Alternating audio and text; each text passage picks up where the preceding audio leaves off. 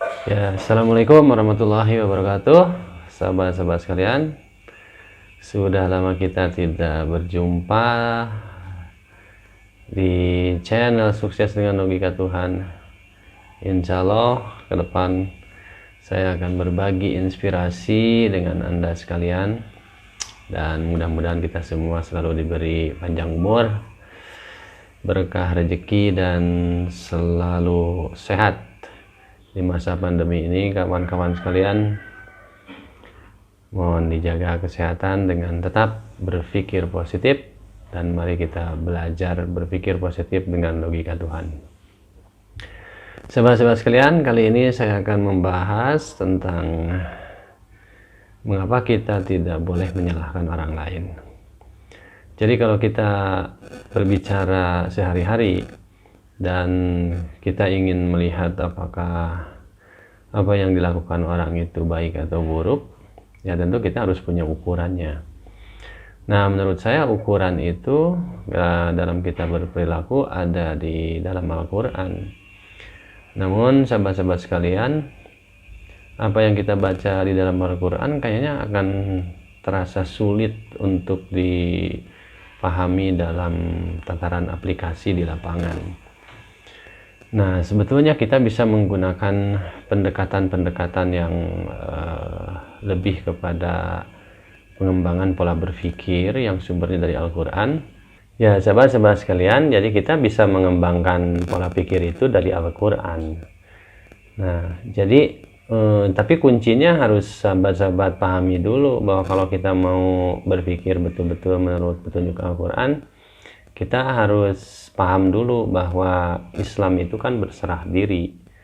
Artinya menyerahkan segala urusannya itu kepada Allah Subhanahu wa Ta'ala. Karena apa? Allah lah yang Maha Kuasa, Allah yang Maha Berkehendak, Allah yang Maha menentukan segala takdir kita yang terjadi di muka bumi ini. Jadi kalau sahabat-sahabat sekalian mau berpikir dengan logika Tuhan, ada syaratnya. Syaratnya satu, ya menjadi seorang yang benar-benar menjadi orang-orang yang muslim, yang berserah diri. Nah, berserah diri itu dalam hal apa? Ya kalau kita pelajarannya kita dalam berpikir, berarti kita harus berpikirlah dan berserah diri apa yang diperintahkan di dalam Al-Quran, apa yang harus dipikirkan, bagaimana tata cara berpikir yang kita pahami dari Al-Quran, ya kita harus mengikutinya gitu. Jadi kita harus melepaskan dulu ego kita, melepaskan dulu sifat-sifat kita yang merasa bahwa saya bisa, saya pemikirannya beda dan sebagainya. Tapi saya tidak mau berdebat ke sana, tapi kita cobalah pahami dulu. Jadi saya mencoba mengembangkan pola-pola berpikir ini tidak mengikuti apa kehendak nafsu saya, tetapi kita lebih mengacu bahwa berpikir itu ada petunjuknya, dan kita coba sedikit-sedikit pahami dari Al-Quran. Nah, kalau ada kesalahan, ya kita selama kita masih hidup, pasti manusia ini berbuat salah, dan pasti ada manusia-manusia lain yang mengingatkan. Nah, sahabat-sahabat sekalian, jadi mengapa kita tidak boleh menyalahkan orang lain ya dalam kehidupan sehari-hari? Karena menyalahkan orang lain itu tidak menyelesaikan masalah. Satu itu, kalau secara fakta kita amati, kalau ada permasalahan kita nyalahin orang, nggak nyelesain masalah. Nah, maka dalam Al-Quran itu sudah dijelaskan bahwa seluruh sumber permasalahan, baik itu kecil maupun besar, sebetulnya sumbernya ada pada kesalahan diri kita sendiri. Jadi Al-Quran itu sudah mengajarkan kepada setiap orang untuk membangun kapabilitas dirinya masing-masing. Jadi Al-Quran itu kalau kita pelajari sebetulnya untuk membangun bagaimana manusia-manusia ini menjadi manusia-manusia yang betul-betul menjadi manusia-manusia berkualitas.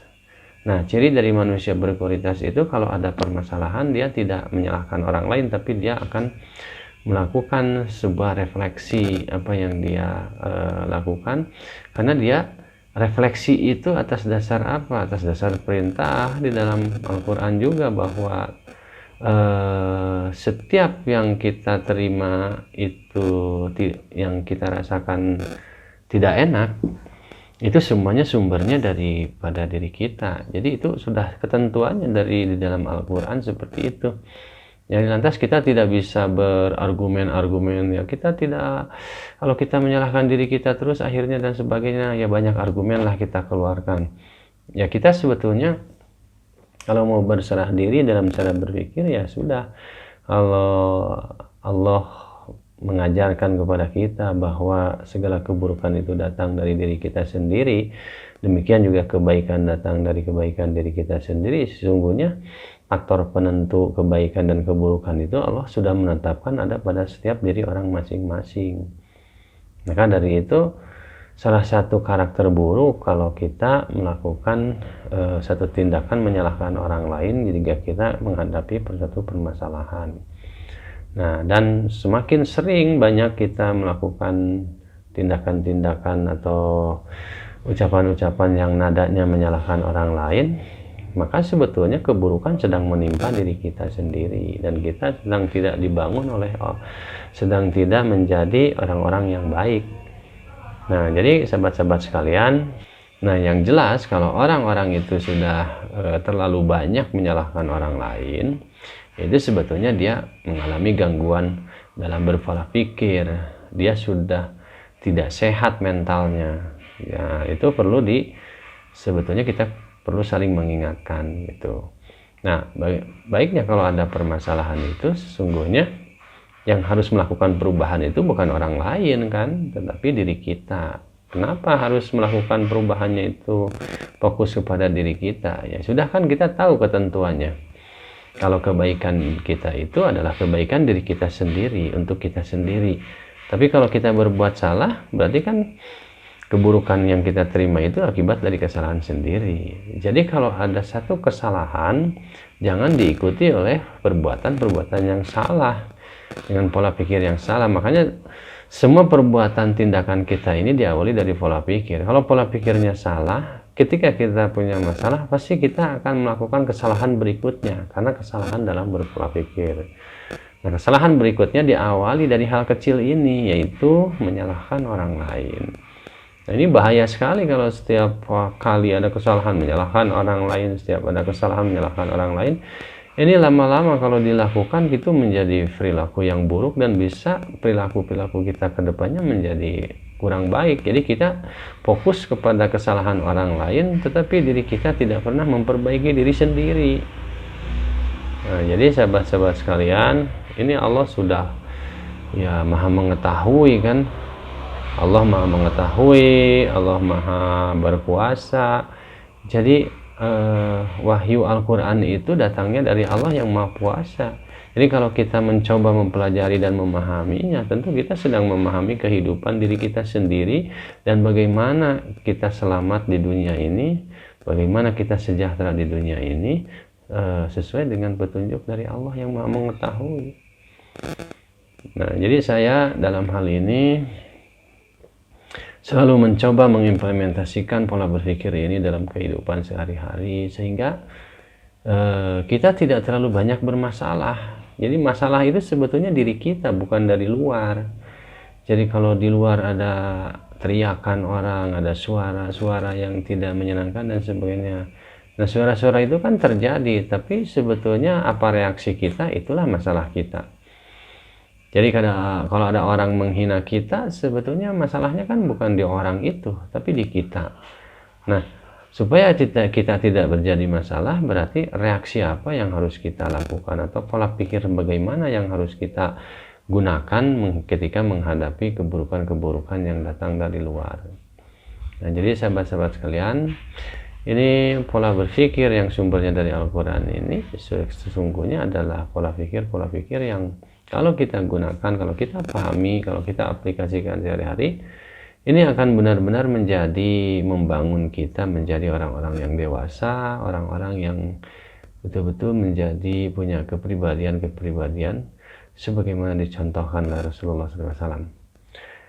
Itu saya kira sahabat-sahabat sekalian, sedikit saya ulas mengapa kita tidak boleh menyalahkan orang lain, Karena sederhananya ya, untuk bisa kita pahami, kalau kita fokus terus setiap punya masalah menyalahkan orang lain dan mencari sebab-sebabnya dari luar diri kita, akhirnya kita akan lupa bahwa kita tidak menjadi orang baik karena kita fokus selalu mencari kesalahan orang lain. Padahal Al-Quran memperingatkan bahwa kebaikan dan keburukan yang terjadi di muka bumi ini, bahkan di akhirat nanti, itu adalah bukan tanggung jawab orang lain, tetapi menjadi tanggung jawab pribadi kita masing-masing. Saya kira ini luar biasa nih pelajaran sahabat-sahabat sekalian. Jadi kalau bisa dipahami dan dipelajari dengan baik, ini logika Tuhan ini, logika yang sumbernya dari Al-Quran, saya pikir hidup ini bisa menyenangkan lah, hidup ini bisa lebih tenang, bisa lebih damai, kita juga bisa lebih mudah beradaptasi dimanapun kita berada. Demikian, terima kasih. Jika ada yang hendak Anda diskusikan, silahkan Anda bisa berkomentar,